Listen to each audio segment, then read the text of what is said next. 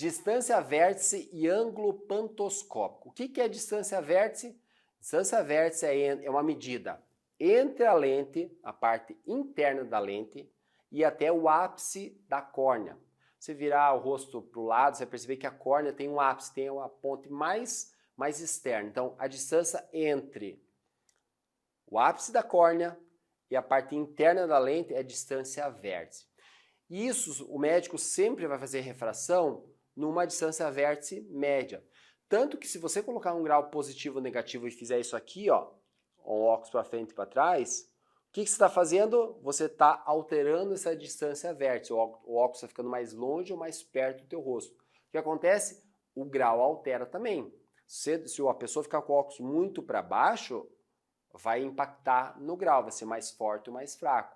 Então, basicamente você não vai mexer nisso. É o médico que vê a dioptria com base numa distância vértice fixa e você vai providenciar esse óculos e o óculos tem que ficar numa posição confortável para o cliente, nem muito colado e nem muito baixo, tá?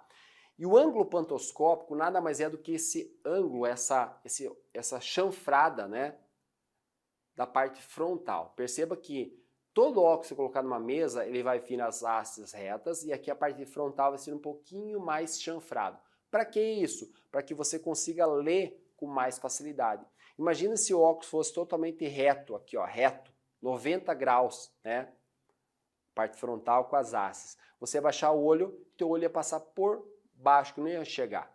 Então, às vezes a pessoa senta no óculos e fica tudo torto, tem que voltar, você tem que voltar mais ou menos com o ângulo que estava. Ah, Daniel, mas e daí, como é que eu vou saber? Pega armações novas, coloca como referência do ladinho e vai ajustando com o alicate e vai voltando para ficar igual à referência.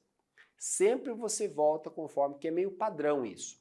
O ângulo pantoscópico é meio padrão. A menos que o cliente tenha uma base nasal muito saliente, alguma coisa assim, você precisa mexer um pouquinho mais para dentro, um pouquinho. Ou se ele tem a maçã do rosto muito saliente, você tem que afastar um pouquinho mais aqui a parte de baixo. Isso tem a ver com o ângulo pantoscópico, tá? Então esse movimento, esse chanfrado da parte da frente, dependendo do que? Da base nasal e dependendo da maçã do rosto, se ela é mais saliente ou não. Então depende de cada pessoa.